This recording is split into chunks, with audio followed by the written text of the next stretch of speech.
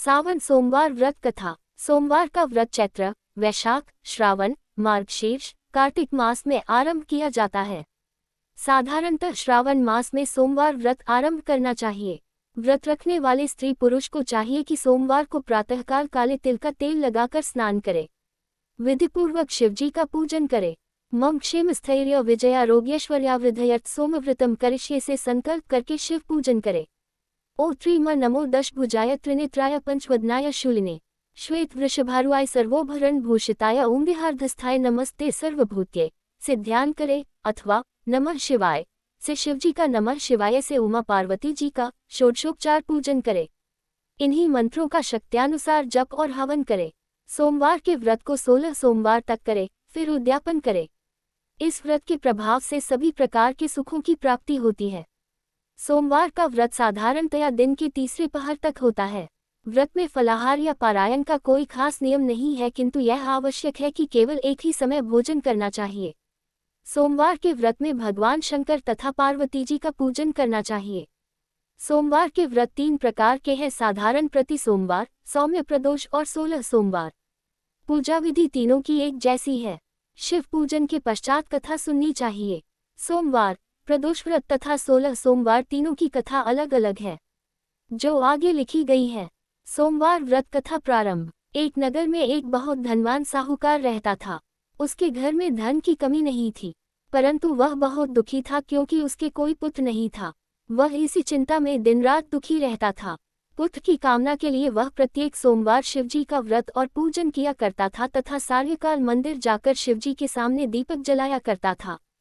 उसके इस भक्तिभाव को देखकर एक समय माता पार्वती ने शिवजी से कहा, महाराज, ये साहूकार आपका अनन्य भक्त है, सदैव आपका व्रत और पूजन बड़ी श्रद्धा से करता है। आपको इसकी मनोकामना पूर्ण करनी चाहिए। शिवजी ने कहा, हे पार्वती, ये संसार कर्मिक क्षेत्र है। किसान खेत में जैसा बीज बोता है वैसी ही फसल काटता है। उसी तरह मनुष्य इस संसार में जैसा कर्म करते हैं वैसा ही फल भोगते हैं। माता पार्वती ने अत्यंत आग्रह से कहा, महाराज, जब यह आपका अनन्य भक्त है और अगर इसको किसी प्रकार का दुख है तो उसे आपको अवश्य दूर करना चाहिए। आप तो सदैव अपने भक्तों पर दयालु होते हैं और उनके दुखों को दूर करते हैं। यदि आप ऐसा नहीं करेंगे तो मनुष्य आपका पूजन तथा व्रत क्यों करेंगे। माता पार्वती का ऐसा आग्रह देख शिवजी कहने लगे, हे पार्वती, इसके कोई पुत्र नहीं है, इसी चिंता में यह अति दुखी रहता है। इसके भाग्य में पुत्र न होने पर भी मैं इसको पुत्र की प्राप्ति का वर देता हूँ, परंतु वह पुत्र केवल 12 वर्ष तक जीवित रहेगा। इसके पश्चात वह मृत्यु को प्राप्त हो जाएगा। इससे अधिक मैं इसके लिए कुछ नहीं कर सकता। माता पार्वती और भगवान शिव का ये वार्तालाप साहूकार सुन रहा था। इससे उसको न तो प्रसन्नता हुई और न ही दुख हुआ। वह पूर्व की तरह शिवजी का व्रत और पूजन करता रहा। कुछ समय बाद साहूकार की स्त्री गर्भवती हुई और 10वें महीने उसके गर्भ से अति सुंदर पुत्र हुआ। साहूकार के घर में बहुत खुशी मनाई गई, परंतु साहूकार तो ये जानता था कि उसकी केवल 12 वर्ष की आयु है, इसलिए उसने अधिक प्रसन्नता प्रकट नहीं की और न ही किसी को यह भेद ही बताया। जब वह बालक 11 वर्ष का हो गया तो बालक की माता ने उसके पिता से उसका विवाह करने के लिए कहा। साहूकार ने कहा, अभी मैं इसका विवाह नहीं करूंगा, मैं अपने पुत्र को काशी पढ़ने के लिए भेजूंगा। साहूकार ने बालक के मामा को बुलाकर उसको बहुत सा धन देकर कहा, तुम इस बालक को काशी पढ़ने के लिए ले जाओ और रास्ते में जिस स्थान पर भी जाओ यज्ञ करते, ब्राह्मणों को भोजन कराते तथा दक्षिणा देते हुए जाना। दोनों मामा भांजे यज्ञ करते, ब्राह्मणों को भोजन कराते तथा दक्षिणा देते काशी जी की ओर चल पड़े। रास्ते में एक शहर पड़ा। उस शहर में राजा की कन्या का विवाह था, परंतु जो राजकुमार विवाह कराने के लिए आया था वह एक आंख से काना था।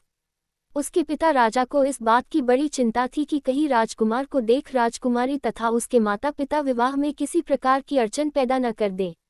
जब उसने सेठ के अति सुंदर लड़के को देखा तो मन में विचार किया कि क्यों न द्वाराचार के समय इस लड़के से वर का काम चलाया जाए। ऐसा मन में विचार कर राजकुमार के पिता ने उस लड़के और उसके मामा से बात की। वे राजी हो गए। फिर उस साहूकार के लड़के को वर के कपड़े पहनाकर तथा घोड़ी पर बैठाकर कन्या के द्वार पर ले गए। सभी कार्य प्रसन्नता से पूर्ण हो गया। राजकुमार के पिता ने सोचा कि यदि विवाह कार्य भी इसी लड़के से करा लिया जाए तो क्या बुराई है। ऐसा विचार कर लड़के और उसके मामा से कहा, यदि आप फेरों और कन्यादान के काम को भी करा दे तो आपकी बड़ी कृपा होगी। मैं इसके बदले आपको बहुत सारा धन दूंगा। दोनों ने इसे सहर्ष स्वीकार कर लिया। विवाह कार्य बहुत अच्छी तरह से संपन्न हो गया।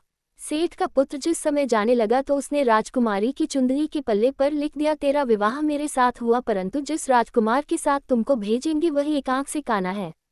मैं काशी जी पढ़ने जा रहा हूँ। सेठ के लड़के के जाने के पश्चात राजकुमारी ने जब अपनी चुंदरी पर ऐसा लिखा हुआ पाया तो उसने काने राजकुमार के साथ जाने से मना कर दिया। उसने अपने माता पिता को सारी बात बता दी और कहा कि यह मेरा पति नहीं है, मेरा विवाह इसके साथ नहीं हुआ।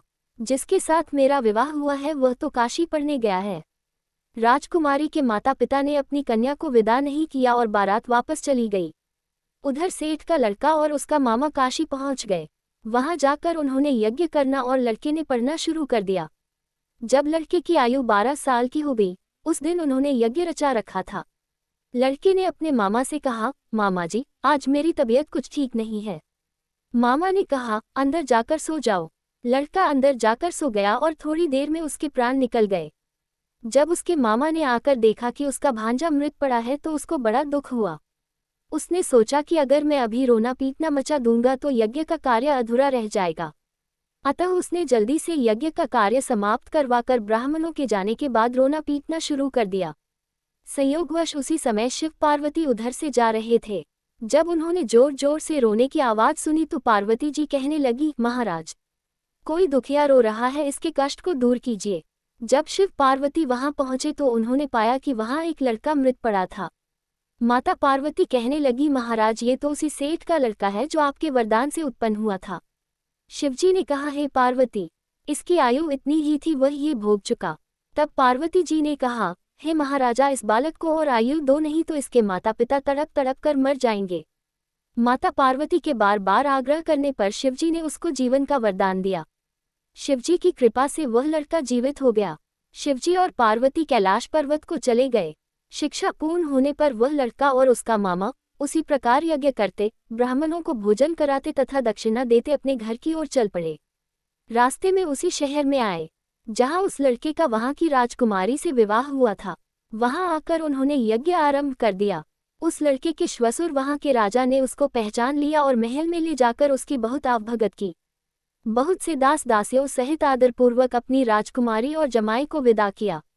जब वे अपने शहर के निकट आए तो मामा ने कहा कि मैं पहले तुम्हारे घर जाकर तुम्हारे माता पिता को खबर कर आता हूँ। जब उस लड़के का मामा घर पहुंचा तो उसने देखा कि लड़के के माता पिता घर की छत पर बैठे थे। उन्होंने ये प्रण कर रखा था कि यदि हमारा पुत्र सकुशल लौट आया तो हम राजी खुशी नीचे आ जाएंगे, नहीं तो छत से गिरकर अपने प्राण दे देंगे। उस लड़के के मामा ने आकर जब ये समाचार दिया कि आपका पुत्र आ गया है तब उनको विश्वास नहीं आया। उसके मामा ने शपथपूर्वक कहा कि आपका पुत्र अपनी पत्नी तथा बहुत सारा धन साथ लेकर आया है, तो सेठ प्रसन्नता से भर उठा। सेठ सेठानी आनंदपूर्वक नीचे आए। बाहर आकर उन्होंने अपने पुत्र तथा उसकी पत्नी का भरपूर स्वागत किया। सभी प्रसन्नता के साथ रहने लगे।